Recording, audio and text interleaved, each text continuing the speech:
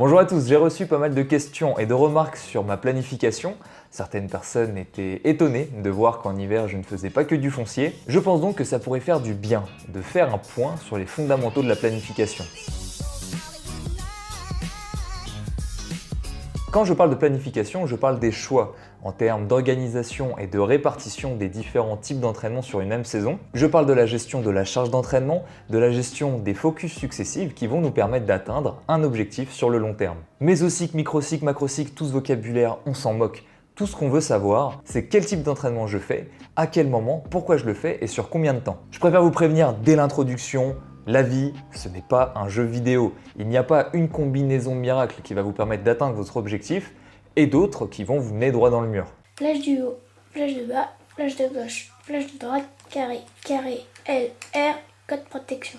Cela dit, il y a quand même des règles à respecter, il y a quand même des fondamentaux sur lesquels on peut s'appuyer et surtout, il existe bien des manières de chercher à optimiser sa planification en vue d'être le plus performant possible le jour de sa course. Rien qu'en disant cette phrase, je viens d'aborder deux notions importantes. Premièrement, je parle bien d'optimisation.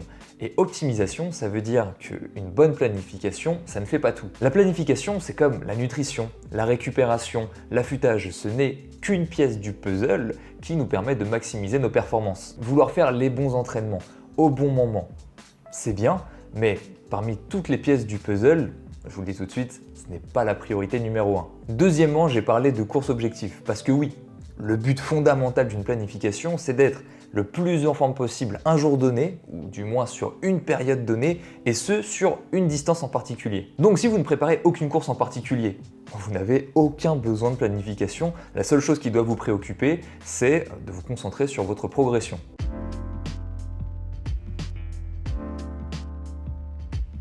Quand on parle de planification, en général, on définit les différentes parties de celle-ci par deux valeurs, le volume et l'intensité. Depuis des dizaines d'années, quand on parle de planif, on nous ressort les mêmes graphiques, les mêmes gestions d'intensité et de volume, que ce soit en cours ou dans les livres, et cette gestion-là, c'est ce qu'on appelle la planification linéaire. Cette planification linéaire consiste, dans un premier temps, à avoir un bloc de travail avec un haut volume et pas ou très peu d'intensité. Vous avez sûrement déjà entendu parler du base training, c'est exactement ça, et c'est de là où vient la légende qu'en hiver, il faut faire du foncier. C'est parce que ça fait partie de la première partie d'une planification linéaire. Puis, une fois cette première étape terminée et au fur et à mesure qu'on se rapproche de la course objectif, le volume vient baisser progressivement pour laisser place à l'intensité et à la spécificité. Je vais vous donner tout de suite, sans perdre de temps, mon avis sur ce type de planification. Pour moi, quand on s'adresse à des sportifs d'endurance amateurs, ce modèle de planification est très loin d'être le plus optimal.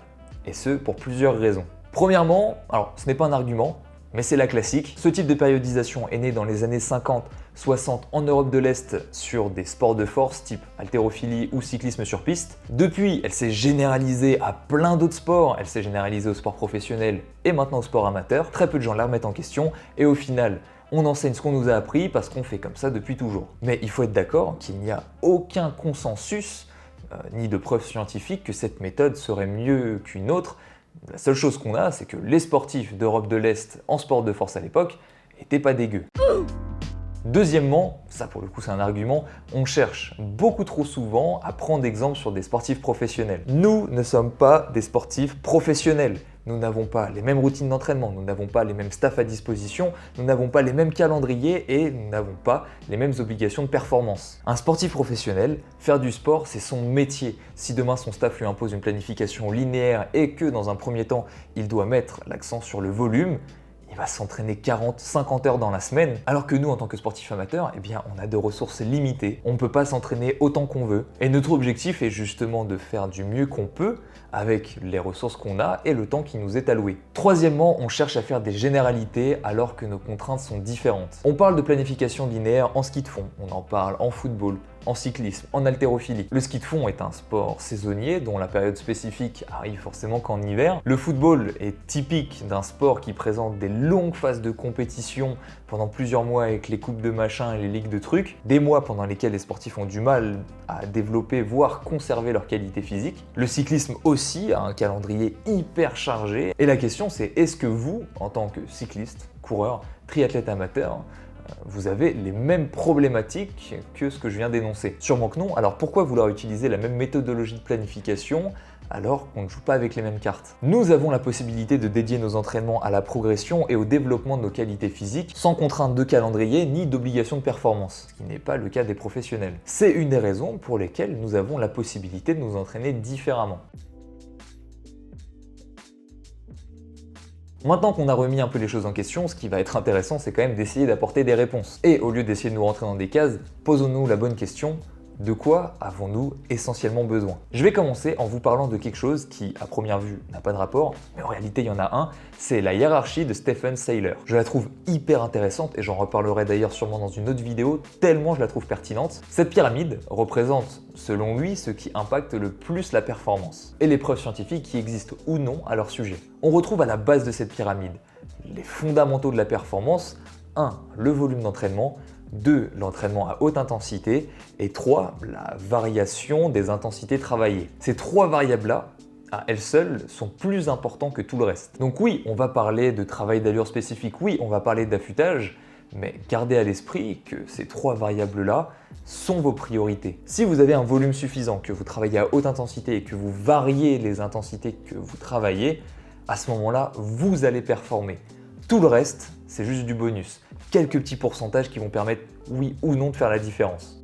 Tout d'abord, quand on parle de planification, le maître mot, c'est spécificité. Par exemple, en fonction de la course que vous courez et de la longueur de celle-ci, vous avez besoin de plus ou moins de volume d'entraînement hebdomadaire. Plus la course sera courte, moins le volume d'entraînement hebdomadaire sera un facteur de performance. Faire des sorties longues de 2h30 pour préparer un 10 km, c'est pas forcément optimal, vous aurez peut-être mieux fait d'utiliser votre énergie un peu différemment. Deuxième exemple de spécificité que vous pouvez utiliser dans votre planification, il peut être pertinent d'organiser les différentes vitesses que vous allez développer sur votre saison en fonction de l'allure de course que vous allez avoir. Je m'explique, votre objectif c'est de courir un 5 km et vous allez le courir en 17 minutes. Il va sûrement être intéressant de conserver un travail de VMA, voire un travail de sprint jusqu'à très tard dans la préparation. Là où si vous préparez un marathon, vous avez plutôt intérêt à placer votre travail de sprint et ou de VMA en début de plan pour progressivement laisser place à un travail de seuil haut, puis peut-être un travail de seuil bas, puis à la fin un travail d'allure à votre allure marathon.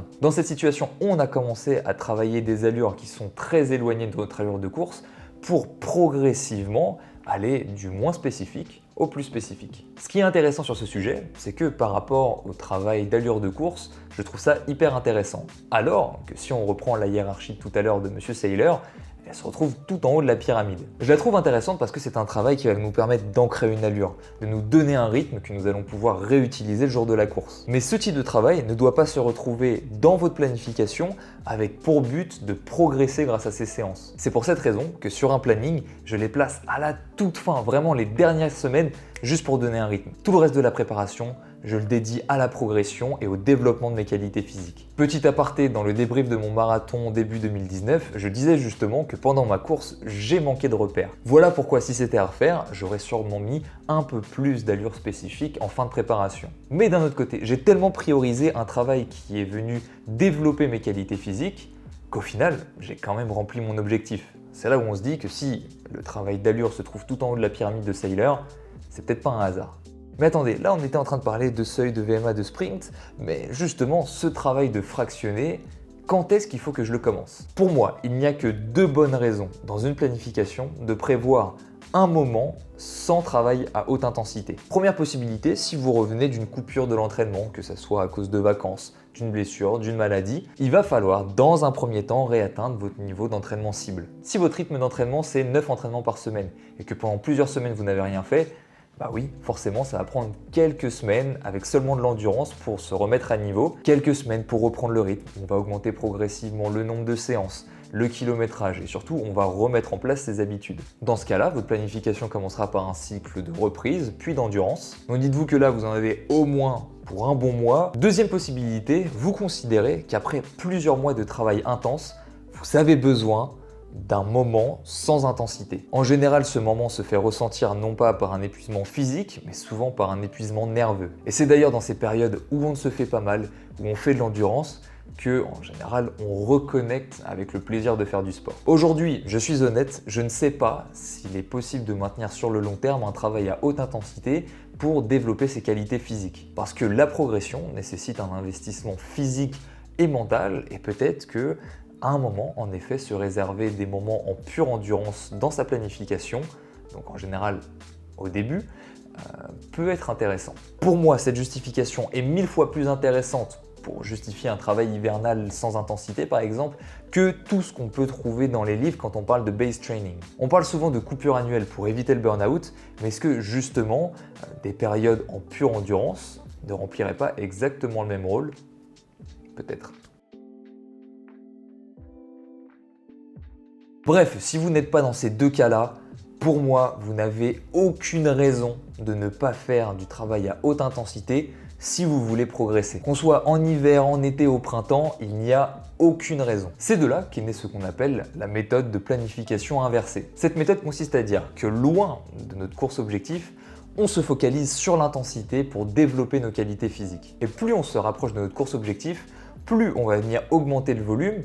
En général, ça s'explique aussi parce que les types de vitesse travaillées implique un plus grand volume, comme je vous l'ai dit. En sprint, le volume est forcément plus faible qu'à VMA et qu'au seuil et qu'au travail d'allure marathon par exemple. Donc tout en conservant de l'intensité, le volume augmente afin d'avoir l'endurance nécessaire à la réalisation de sa course. Au passage, la planification inversée, tous les pays nordiques ne nous ont pas attendus pour l'utiliser, puisque quand il fait -20, on n'a pas trop envie d'aller faire des sorties longues dehors. Cette méthode inversée se sépare de la pensée commune que le travail à haute intensité ne pourrait pas apporter de bénéfices sans un travail d'endurance en amont. Ce qui aujourd'hui, on le sait, est totalement faux. De la même manière, il ne faut pas penser qu'en s'entraînant à haute intensité, on ne vient pas développer des qualités de base comme l'endurance par exemple. Ce qui n'est pas clair dans l'esprit des gens, je pense, c'est que les filières énergétiques ne sont pas cloisonnées. Quand vous faites par exemple une séance de seuil à vélo et que votre séance, elle vous prend 1h30, vous avez développé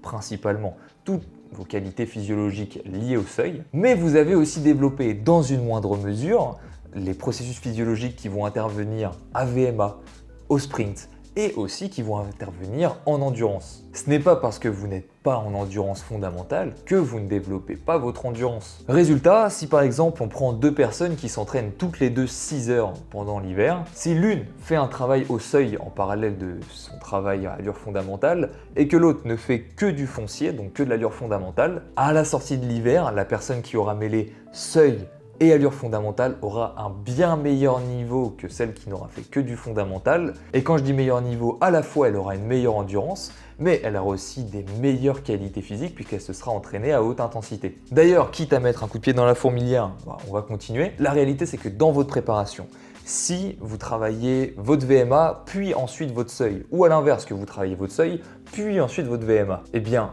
la réalité, c'est que ça ne fera sûrement quasiment aucune différence. Ce n'est pas fondamentalement un enchaînement précis qui va vous rendre meilleur. Ce qui vous rendra meilleur, c'est la volonté de progresser à chaque vitesse que vous travaillez. Et je dirais aussi que ce qui vous rendra meilleur, ce n'est pas l'enchaînement précis des vitesses que vous allez travailler, mais c'est la variation des vitesses que vous allez travailler de manière générale. Une planification, c'est de manière fondamentale la volonté de travailler toute une gamme de vitesses différentes. Et quand je dis variation, je ne parle pas de varier au hasard et puis de changer de vitesse tous les 2 matins. Une qualité physique prend du temps à être développée et il faut prendre du temps pour le faire. Rien que le temps de prendre ses repères à cette vitesse-là, de commencer à la développer, de voir des progrès et de chercher à s'améliorer, en vrai, sur une seule qualité, on peut très bien y passer 8, 12 semaines. Donc désolé, mais pour tous ceux qui font des plans d'entraînement de 12 semaines en espérant travailler toute leur gamme de vitesse, oui, 12 semaines, ça fait un peu court.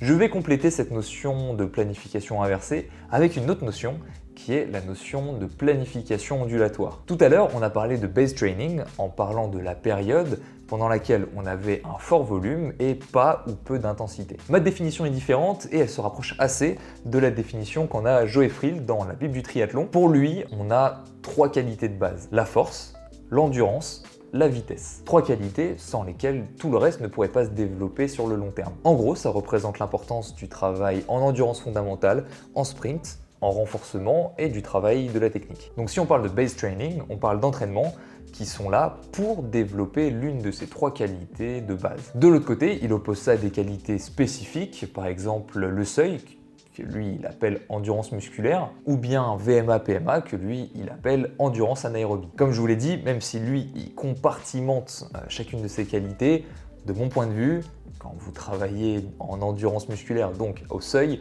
en réalité vous développez aussi votre endurance. Ce qui est intéressant quand on pratique le triathlon, c'est que nous ne sommes pas obligés de travailler la même chose dans les trois sports. On peut par exemple prendre le temps de développer une qualité spécifique dans un sport, et de développer une qualité de base dans un autre. C'est ce que j'ai fait par exemple entre septembre et décembre de 2019. En course à pied, je me suis concentré sur le développement de mes qualités de base, c'est-à-dire endurance fondamentale, travail de sprint, travail de technique, en parallèle d'un renforcement spécifique. En natation, même chose, endurance, technique. Et de l'autre côté, à vélo, je me suis concentré sur le développement d'une qualité spécifique, c'est-à-dire un travail au seuil. Ça m'a permis de faire le nécessaire pour réduire le plus possible le risque de blessure en course à pied, puisque c'est le sport le plus traumatisant. Donc étant donné que je revenais quand même d'une longue période d'arrêt, prendre le temps de faire du fondamental, d'allonger les distances et d'imposer à mon corps de grosses contraintes mécaniques grâce aux séances de sprint, c'était important. Surtout que le renforcement en salle de sport a aussi pris du temps, donc il ne fallait pas non plus que je reprenne la haute intensité trop vite. Par contre, en parallèle, sur le vélo, là où je considérais ne pas avoir de risque,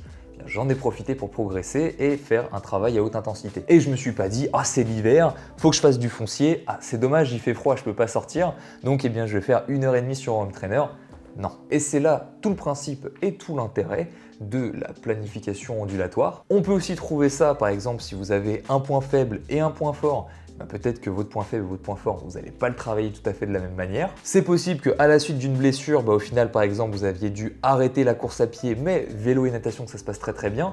Donc, eh bien, vous allez prévoir de travailler des qualités différentes entre chaque sport pour vous permettre de revenir progressivement à niveau sur la course à pied pendant que vous continuer de progresser sur les autres sports. La planification ondulatoire, ça existe aussi sur ceux qui s'entraînent exclusivement en course à pied ou à vélo, en alternant des semaines avec beaucoup d'intensité et des semaines avec un très fort volume. Mais sur ça, j'ai pas le recul nécessaire pour vous en parler. La suite pour moi, à partir de janvier, eh bien, j'ai changé les qualités que je travaillais. J'ai donc varié mes entraînements, qui, vous l'aurez compris, est une chose importante. Qui plus est, comme je n'ai pas de course objectif, je me détache totalement de l'aspect spécificité dont je vous ai parlé tout à l'heure. Je n'ai pas besoin d'organiser mes vitesses. La seule organisation de vitesse que j'ai, c'était en course à pied. J'ai commencé par un travail de sprint pour ensuite aller sur un travail de VMA, simplement pour réduire le risque de blessure.